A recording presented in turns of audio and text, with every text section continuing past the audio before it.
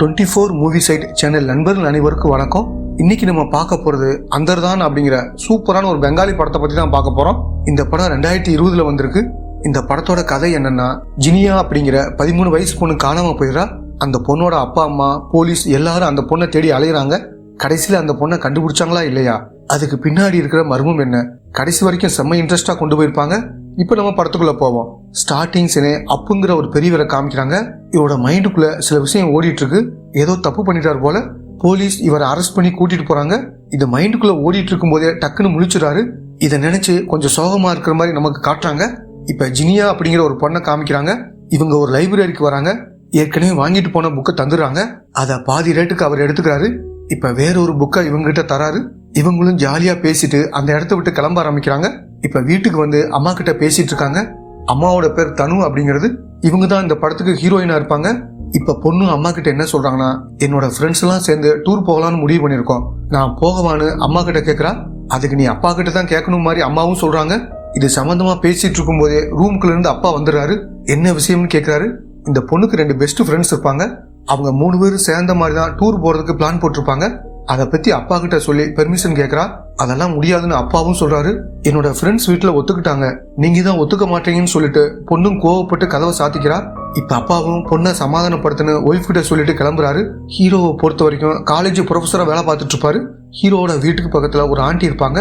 அவங்கள பார்க்கத்தான் வந்திருக்காரு. இவங்க ஹீரோவுக்கு சொந்தம் தான். இவங்க மேக்சிமம் வெளியே வரமாட்டாங்க, வீட்டுக்குள்ளதான் இருப்பாங்க. வீட்டுல ஏதோ நடந்திருக்கு போல, அதை நினைச்சுதான் ஃபீல் பண்ணிட்டு இருக்காங்க. அதையே நினைச்சிட்டு இருக்காதீங்க, உங்க வேலையை நீங்க பார்க்க ஆரம்பிங்கன்னு ஹீரோவும் சொல்றாரு. இவங்களை பொறுத்த வரைக்கும் ஜாதகம் பார்ப்பாங்கல்ல, அந்த வேலை தான் பார்த்துட்டு இருப்பாங்க. ஹீரோவும் நார்மலா பேசிட்டு இந்த இடத்த விட்டு கிளம்புறாரு. இப்ப ஹீரோயினும் அவன் ஃப்ரெண்ட்ஸோட டூருக்கு போயிட்டு வரட்டும், ஒன்னும் ஆகாத மாதிரி சொல்றாங்க. ஹீரோவும் எதுவும் பேசாம அமைதியா இருக்காரு. மறுநாள் காலையில பொண்ணு ஹோம்ஒர்க் எல்லாம் பண்ணிட்டு இருக்கா. சரி நீ டூருக்கு போயிட்டு வான்னு அப்பாவும் சொல்றாரு. இதை கேட்டு பொண்ணு சந்தோஷப்பட்டு அப்பாவை கட்டி பிடிக்கிறா. நீ நடுவுல 1 மணி நேரத்துக்கு ஒரு தடவை எனக்கு கால் பண்ணணும்னு சொல்றாரு. சரின்னு பொண்ணு ஏத்துக்கிறா. அடுத்த சீன்ல பொண்ணு பேக்கெல்லாம் எடுத்துட்டு கிளம்புறா. அம்மாவும் தூரத்துல இருந்து பொண்ணவே பார்த்துட்டு இருக்காங்க. அப்புங்கிற ஒரு பெரியவரை காமிச்சாங்களே, இவர் பக்கத்து வீட்டுக்காரர் தான் போல. அந்த பொண்ணு கிளம்பி போறத அவட வீட்டுல இருந்து கவனிச்சிட்டு இருக்காரு. இந்த அப்பு கவனிக்கிறத ஹீரோயினும் எதேச்சா கவனிக்கிறாங்க. ஏன் இப்படி பாக்குறாருன்னு ஹீரோயினும் யோசிக்கிறாங்க. இப்ப பொண்ணுக்கு கால் பண்ணி பார்த்தா கால் போகவே மாட்டேங்குது. ஏன் இப்படின்னு 2 பேரும் யோசிச்சுட்டு இருக்காங்க. இப்ப பொண்ணு வர நேரமே வந்துருது. ஆனா இன்னும் பொண்ணு வராம இருக்காங்க. இந்த 2 பேருமே அவங்களோட ஃப்ரெண்ட்ஸோட தான் பேசிட்டு இருக்காங்க. ஃப்ரெண்ட்ஸ் என்ன சொல்றாங்கன்னா, பக்கத்துல இருக்க காட்டுப்பகுதியில நிறைய சட்டவிரோதமான வேலையெல்லாம் நடக்கிற மாதிரி சொல்றாங்க. இப்ப ஹீரோயினும் மறுபடியும் பொண்ணுக்கு கால் பண்ணி பாக்குறாங்க. பொண்ணுக்கு கால் போகவே மாட்டேங்குது. சரி மத்த பொண்ணுகிட்ட விசாரிக்கலாம்னு விசாரிச்சிருப்பாங்க. அந்த மாதிரி ஒரு பொண்ணுக்கு கால் பண்ணிருப்பாங்க. நாங்க டூருக்கே போகலன்னு மாதிரி அந்த பொண்ணு சொல்றா. இந்த விஷயத்த ஹீரோ கிட்ட சொல்றாங்க. என்ன சொல்ற, ஒரு பொண்ணு தானே இப்படி சொல்றா, இன்னொரு பொண்ணு கிட்ட பேசி பார்க்கலாம்னு அந்த பொண்ணுக்கு கால் பண்றாங்க. அந்த பொண்ணு நாங்க டூரே கேன்சல் பண்ணிட்டோம் மாதிரி சொல்றா. அப்படின்னா நம்ம பொண்ணு மட்டும் எங்க போனான்னு மாதிரி யோசிக்கிறாங்க. நான் அந்த பொண்ணுங்க வீட்டுல போய் பேசி பார்த்துட்டு வரேன்னு ஹீரோவும் கிளம்பி போறாரு. ஒரு டிரைவரை செட் பண்ணி 3 பேருமே போற மாதிரி தான் பிளான் இருக்கும். இந்த பொண்ணோட வீட்டுல ஒத்துக்க மாட்டாங்க, அதனால பிளானவே கேன்சல் பண்ணிருப்பாங்க. பக்கத்துல ஒரு ஆண்டி இருக்காங்கல்ல, அவங்க வீட்டுக்கும் பொண்ணு அடிக்கடி போவா. அதனால அவங்களுக்கு கால் பண்ணி இதை பத்தி பேசிட்டு இருக்காங்க. ஆனா அந்த ஆண்டி இங்க வரலைன்னு மாதிரி சொல்லிடுறாங்க. எங்க தான் போயிருக்கான்னு ஹீரோயினும் ஃபீல் பண்ணிட்டு இருக்காங்க. ஹீரோவும் 2வது பொண்ணை பார்த்து பேசுறதுக்காக வந்துறாரு. பொண்ணு என்ன சொன்னாங்களோ அதே தான் இந்த பொண்ணு சொல்றா. வேற எதையாவது கவனிச்சான்னு ஹீரோவும் கேட்கிறாரு. ஜினியாவை கொஞ்ச நாளா ஒரு பையன் ஃபாலோ பண்ணிட்டு இருந்த மாதிரி இந்த பொண்ணு சொல்றா. அவன் பார்க்க எப்படி இருப்பான்னு அடையாளம்லாம் கேட்டு தெரிஞ்சுக்கிறாரு. அதே மாதிரி இன்னொரு விஷயத்தையும் இந்த பொண்ணு சொல்றா. அந்த பையனை வச்சே நாங்க 3 பேரும் போட்டோ எடுத்துக்கிட்ட மாதிரி அந்த போட்டோவை காமிக்கிறா. அந்த பையன் போட்டோவில் இருக்க மாட்டான். இவங்க 3 பேர் மட்டும்தான் போட்டோவில் இருப்பாங்க. சாதாரணமா போட்டோ எடுத்து தாங்கன்னு கேட்பாங்கல்ல, அந்த மாதிரி தான் அந்த பையன்கிட்ட கேட்டு போட்டோ எடுத்திருப்பாங்க. இப்ப ஹீரோவும் வீட்டுக்கு வந்துடுறாரு. ஒய்ஃபும் என்னாச்சுன்னு மாதிரி கேக்குறாங்க. பொண்ணு இந்த மாதிரி ஏமாத்திட்டு போயிட்டான்னு சொல்றாரு. நம்ம பொண்ணு அப்படி பண்ணிருக்க மாட்டா, வேற ஏதோ தப்பு நடந்திருக்க மாதிரி இவங்களும் வெளியெல்லாம் வந்து அழ ஆரம்பிக்கிறாங்க. இவரும் ஒய்ஃபை சமாதானப்படுத்துறாரு. அந்த பொண்ணு எங்கெல்லாம் போவாளோ அங்கெல்லாம் போய் தேடி பார்த்துட்டு இருக்காங்க. எங்க தேடியும் இவங்களால பொண்ணை கண்டுபிடிக்க முடியல. அதனால வேற வழி இல்லாம பொண்ணை காணோம்னு போலீஸ்ல புகார் கொடுத்துறாங்க. இப்ப இன்ஸ்பெக்டரும் வீட்டுக்கு வந்து விசாரிக்க ஆரம்பிக்கிறாரு. உங்க பொண்ணு எங்கெல்லாம் போவா அதை பத்தி சொல்லுங்கன்னு மாதிரி கேக்குறாரு. அவளுக்கு 2 ஃப்ரெண்ட்ஸ் இருக்காங்க, அடிக்கடி அவங்க வீட்டுக்கு போவா, அப்படி இல்லைன்னா பக்கத்துல இருக்க ஒரு லைப்ரரிக்கு போவான்னு ஒய்ஃபும் சொல்லிக்கிட்டு இருக்காங்க. அதே மாதிரி இவங்களுக்கு வேற ஒரு விஷயம் ஞாபகம் வருது. பொண்ணை ஒரு பையன் ஃபாலோ பண்ணிருப்பா, அத பொண்ணுமே கவனிச்சிருப்பா. வீட்டுக்கு வந்து பொண்ணு அம்மா கிட்ட இந்த விஷயத்த சொல்லிருப்பா. இதெல்லாம் கேட்டுட்டு இருந்த ஹீரோவும் அதிர்ச்சி ஆகிறாரு. இதெல்லாம் எதுக்காக என்கிட்ட சொல்லலன்னு கேக்குறாரு. சொன்னா நீங்க கோவப்படுவீங்க, அதனாலதான் சொல்லாம மறைச்சிட்டோம் மாதிரி சொல்றாங்க. இன்ஸ்பெக்டரும் பொண்ணோட ரூமை பார்க்கலாமான்னு கேட்காரு. பாருங்கன்னு மாதிரி சொல்றாங்க. இவரும் ரூமுக்கு வந்து ஏதாவது கிடைக்குமான்னு தேடி பார்த்துட்டு இருக்காரு. பொண்ணுக்கு டைரி எழுதுற பழக்கம் இருக்கு போல. டைரியில கடைசியா என்ன எழுதிருக்கான்னு மாதிரி பாக்குறாரு. நாளைக்கு டூருக்கு போக போற மாதிரி பொண்ணு எழுதி வச்சிருக்கா. கபோர்ட்ல ஒரு ஆல்பம் இருக்கு. இன்ஸ்பெக்டரும் அந்த ஆல்பத்தெல்லாம் பார்த்துட்டு இருக்காரு. அதுல ஜினியா ஒரு சின்ன பையன் கூட விளையாடிட்டு இருக்கா. இந்த சின்ன பையன் யாருன்னு மாதிரி இன்ஸ்பெக்டர் கேக்குறாரு. என் தங்கச்சியோட பையன் தான், ஜினியாவுக்கு இவனை ரொம்ப பிடிக்கும், எப்பவுமே விளையாடிட்டு இருப்பான்னு சொல்றாங்க. நான் இந்த ஆல்பத்தையும் டைரியும் எடுத்துக்கிறேன் மாதிரி சொல்றாரு. சரின்னு இவங்களும் ஏத்துக்கிறாங்க. இப்ப பேசிக்கிட்டே வாசல் கிட்ட வந்துகிட்டு இருக்காங்க. அப்பதான் பக்கத்து வீட்டுல இருக்கிற அப்புங்கிற பெரியவர் இவங்கிட்ட பேசுறதுக்கா வராரு. என்னாச்சு, உங்க பொண்ணை காணாமான்னு கேக்குறாரு. எப்படி உங்களுக்கு தெரியும்னு ஹீரோவும் கேக்குறாரு. நீங்க பதட்டமா இருக்கிறத வச்சு கண்டுபிடிச்சேன். அதே மாதிரி இப்படி நடக்க போறத நான் ஏற்கனவே ஃபீல் பண்ண மாதிரி சொல்றாரு. அது எப்படின்னு இவங்க 2 பேருமே ஆச்சரியமா பாக்குறாங்க. அடுத்து பக்கத்து வீட்டு ஆண்டி இருக்காங்களே, அந்த பொண்ணு காணாம போனதை பத்தி ஏதோ ஒரு விஷயத்த சொல்றதுக்காக ஹீரோயினை பார்க்க வராங்க. ஹீரோயின் கிட்ட அந்த விஷயமெல்லாம் சொல்றாங்க. இதை கேட்கிற இவங்களும் அதிர்ச்சி ஆகுறாங்க. இப்ப அப்பவும் இன்ஸ்பெக்டர் கிட்ட தனியா உட்காந்து பேசிட்டு இருக்காரு. எதனால அப்படி ஒரு ஃபீல் வந்துச்சுன்ற காரணத்தை சொல்ல ஆரம்பிக்கிறாரு. நான் டாக்டரா இருந்து ரிட்டையர்ட் ஆயிட்டேன். மேக்சிமம் வெளியில வேடிக்கை பாக்குறதா என்னோட வேலை. அந்த மாதிரி வேடிக்கை பார்த்துக்கிட்டு இருக்கும் போதுதான் அந்த விஷயத்த பார்த்தேன். ஒயிட் கலர் கார்ல தான் அந்த பொண்ணு ஏறி போனா. அந்த கார்ல மத்த பொண்ணுங்களாம் இல்ல, ஒரே ஒரு நபர் மட்டும் தான் இருந்தான். சந்தேகம் வந்ததுனால கார் நம்பரை நோட் பண்ணலாம்னு நினைச்சேன். கடைசி 3 நம்பர் மட்டும் தான் தெரிஞ்சது. அந்த 3 நம்பரையும் இன்ஸ்பெக்டர் கிட்ட சொல்றாரு. அதே மாதிரி பொண்ணு கார்ல போயிட்டு இருக்கும்போது இந்த ஆண்டி எதிரில் நடந்து வந்திருப்பாங்க. அந்த பொண்ணு இவங்ககிட்ட பாய் சொல்லிட்டு போயிருப்பாங்க. இதைத்தான் பார்த்தேன்னு இவங்களும் இன்ஸ்பெக்டர் கிட்ட சொல்றாங்க. இவங்க சோகமா இருக்கிறதுனால ஃப்ரெண்ட்ஸ் 2 பேர் இவங்களுக்கு ஆறுதலா கூடவே இருக்காங்க. இப்ப இன்ஸ்பெக்டரும் ஜினியா யாருக்கெல்லாம் போன் பண்ணிருக்காங்கன்ற லிஸ்ட்டை செக் பண்ணிட்டு இருக்காரு. ஆனா உருப்படியா எந்த தகவலும் கிடைக்க மாட்டேங்குது. அந்த பொண்ணுக்கு லவ் எல்லாம் இருக்க வாய்ப்பில்லைன்னு மாதிரி பேசிக்கிறாங்க. ஜினியா ஃப்ரெண்ட்ஸ் கூட சேர்ந்து எடுத்த போட்டோவை இவங்க பாக்குறாங்க. இவங்களுக்கு பின்னாடி ஒயிட் கலர்ல ஒரு கார் இருக்கு. அந்த காரோட நம்பரை ஜூம் பண்ணி பார்க்கலாமான்னு ட்ரை பண்றாங்க. ஆனா பார்க்க முடியல. வேற என்ன பண்றதுன்னு இவங்களும் யோசிக்கிறாங்க. அப்பதான் இந்த டீமை சேர்ந்த இவரும், சார் கண்ணாடியை ஜூம் பண்ணா எதிர ஒருத்தன் தெரியற மாதிரி சொல்றாரு. இப்ப இன்ஸ்பெக்டரும் வேகமா பக்கத்துல வந்து பாக்குறாரு. அந்த போட்டோவை எடுத்தவனோட முகம் தெளிவா தெரியுது. இவனை முதல்ல கண்டுபிடிக்கணும் மாதிரி இன்ஸ்பெக்டரும் சொல்றாரு. அடுத்து ஹீரோவும் பொண்ணு அடிக்கடி வர்ற லைப்ரரிக்கு வந்து விசாரிக்கிறாரு. ஆனா இவருக்கு பெருசா எந்த தகவலும் கிடைக்கல. ஆனா அவருக்கு கீழே ஒரு சின்ன பையன் வேலை பார்ப்பான். அந்த பையன் எனக்கு ஒரு விஷயம் தெரியும் மாதிரி சொல்றான். என்ன விஷயம் சொல்லுன்னு ஹீரோவும் கேக்குறாரு. அந்த பொண்ணு புக் வாங்க வரும்போது வேற ஒரு நபர் அந்த பொண்ணை ஃபாலோ பண்றதை நான் பார்த்தேன்.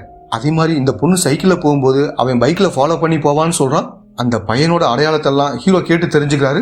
அது மட்டும் இல்லாம சர்ச்சில் வச்சு அவனை நிறைய தடவை பார்த்திருக்கேன்னு இந்த சின்ன பையனும் சொல்றான். இப்ப ஹீரோவும் இந்த விஷயத்தெல்லாம் இன்ஸ்பெக்டர் கிட்ட சொல்றாரு. இன்ஸ்பெக்டர் கண்ணாடியில பார்த்த அதே நபரை தான் இந்த சின்ன பையனும் சொல்லியிருப்பான். இப்ப இவங்களும் சர்ச்சுக்கு பக்கத்துல வெயிட் பண்ணிட்டு இருக்காங்க. அப்பதான் அந்த பையன் வந்துட்டு இருக்கான். அவனோட பேர் ஜான் அப்படிங்கிறது. இப்ப உடனே இன்ஸ்பெக்டரோட டீம் எல்லாம் அவனை மடக்கி பிடிக்கிறாங்க. அவனும் பயந்து இங்கிருந்து தப்பிக்க ட்ரை பண்றான். ஆனா எல்லாரும் சேர்ந்த மாதிரி அவனை லாக் பண்ணிடுறாங்க. எதுக்காக அந்த பொண்ணை ஃபாலோ பண்ணுன்னு அவங்க கிட்ட கேக்குறாங்க. அந்த பொண்ணை மட்டும் இல்ல, நிறைய பொண்ணை ஃபாலோ பண்ணுவேன், சும்மா பாக்குறதுக்காக மட்டும்தான் ஃபாலோ பண்ணுவேன் மாதிரி சொல்றான். இப்ப இன்ஸ்பெக்டரும் அவனை அடிச்சு விசாரிங்க, அப்பதான் உண்மையெல்லாம் வரும் மாதிரி சொல்றாரு. சார் அதுல ஒரு விஷயம் இருக்கு. அவன் எக்ஸ் எம்எல்ஏவுக்கு வேண்டியவன். என்னதான் எக்ஸ் எம்எல்ஏவா இருந்தாலும் அவனுக்கு அரசியல் ரீதியா ரொம்ப செல்வாக்கு இருக்கு. நம்மால எதுவுமே பண்ண முடியாது, யோசிச்சு முடிவெடுங்கன்னு மாதிரி அசிஸ்டன்ட்டும் சொல்றாரு. இந்த நபரோட டெல்லி ஹாஸ்பிட்டல் தானே 5 பசங்க இறந்து போனதா நியூஸ் வந்துச்சுன்னு கேட்காரு. இவரும் ஆமான்னு சொல்றாரு. இந்த எக்ஸ் எம்எல்ஏவோட பேர் நீலம் அப்படிங்கிறது. அடுத்த சீன்ல இன்ஸ்பெக்டரும் ஹீரோவோட சொந்தக்காரங்க, ஹீரோவோட ஃப்ரெண்ட்ஸ் பத்தி எல்லாம் விசாரிக்கிறாரு. ஹீரோவும் அவரோட ஃப்ரெண்டும் ஒரே காலேஜ்ல படிச்சவங்களா இருப்பாங்க. அப்ப இந்த ஊருக்கு நீங்க புதுசான்னு கேக்குறாரு. ஆமான்னு இவங்களும் சொல்றாங்க. அடுத்த ஆண்டியும் வீட்டு மாடியில நின்று வேடிக்கை பார்த்துட்டு இருக்காங்க. அப்ப ஹீரோட வீட்டுக்கு ஒரு நபர் வந்து லெட்டர் வச்சுட்டு போறான். மறுநாள் காலையில இன்ஸ்பெக்டர் தூங்கிட்டு இருக்கும் போது ஹீரோ கிட்ட இருந்து கால் வருது. உடனே வீட்டுக்கு வாங்கன்னு மாதிரி ஹீரோ சொல்றாரு. எவனோ லெட்டர் வச்சுட்டு போனான்ல, அதுல பொண்ணை கடத்தின மாதிரி தான் அந்த போட்டோ இருக்கும். இத பத்தி எல்லாம் பதட்டமா இன்ஸ்பெக்டர் கிட்ட சொல்லிட்டு இருக்காங்க. யார் இதை வச்சதுன்னு மாதிரி கேக்குறாரு. நாங்க பாக்கல, பக்கத்து வீட்டு ஆண்டி தான் பாத்திருக்காங்க, அவங்களுக்கும் சரியா அடையாளம் தெரியலன்னு ஹீரோவும் சொல்றாரு. இப்ப இன்ஸ்பெக்டரும் கவலைப்படாதீங்க, கண்டிப்பா உங்க பொண்ணை கண்டுபிடிச்சிடலாம் மாதிரி சொல்றாரு. அந்த பொண்ணு எதுக்காக கடத்தி வச்சிருக்கான்? ஒண்ணு பணத்துக்காகனா இந்நேரம் போன் பண்ணிருப்பான். சரி, அந்த போட்டோ வச்சு அந்த இடத்த கண்டுபிடிக்க முடியுமான்னு யோசிக்கிறாங்க.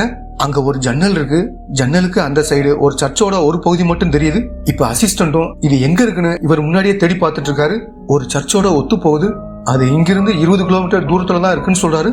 இப்ப இன்ஸ்பெக்டரும் இன்னொரு அசிஸ்டன்ட கூப்பிட்டுட்டு அந்த பகுதிக்கு வந்து பாக்குறாரு. இப்போதைக்கு அதை யாரும் பயன்படுத்தாம தான் வச்சிருக்காங்க. சார், இந்த பகுதியில் தான் எக்ஸ்எம்எலோட பழைய பில்டிங் இருக்குன்னு சொல்றாரு. நிறைய சட்ட விரோதமான வேலையெல்லாம் பண்றதா சொல்றாங்க.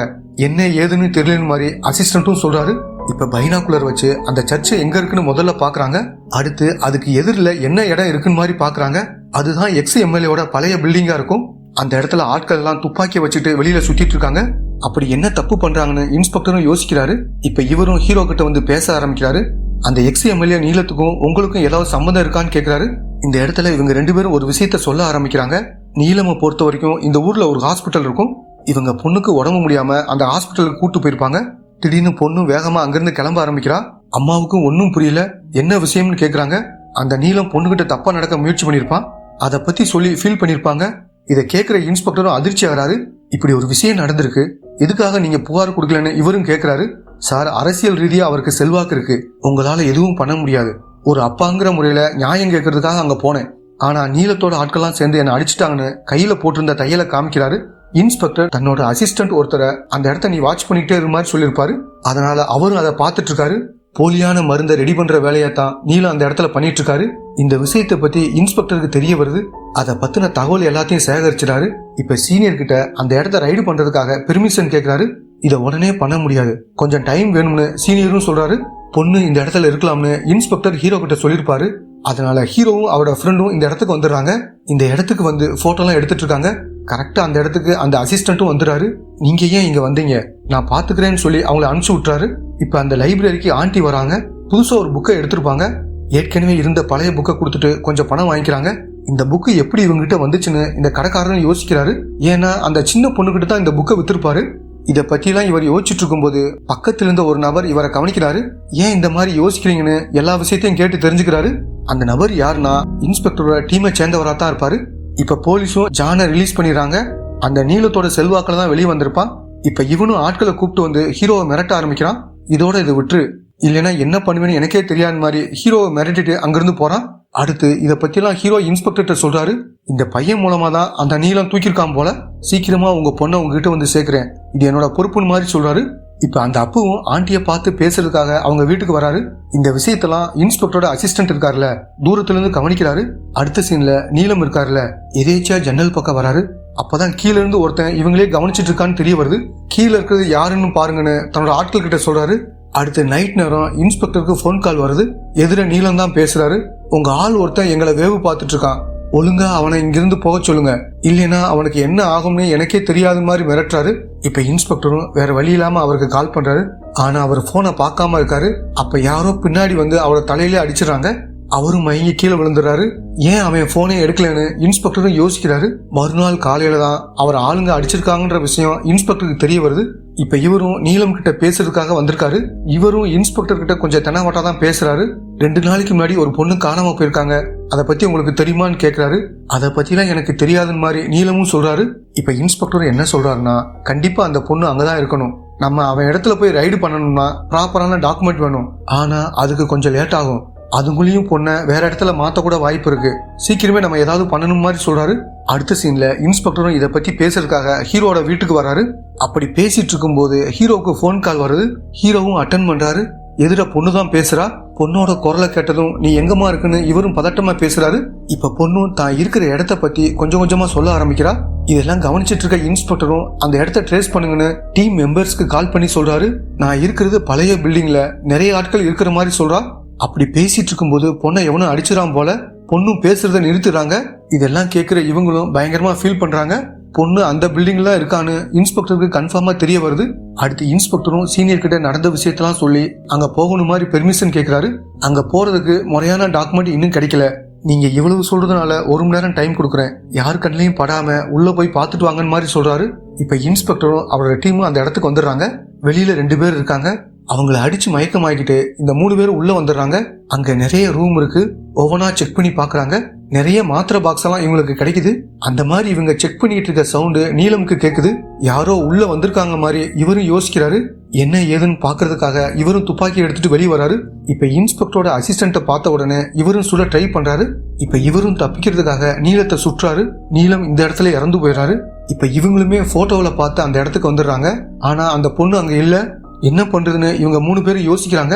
இதுக்கு தான் போக வேணாம்னு சொன்னேன்னு சீனியரும் இன்ஸ்பெக்டரை பிடிச்சி திட்டுறாரு.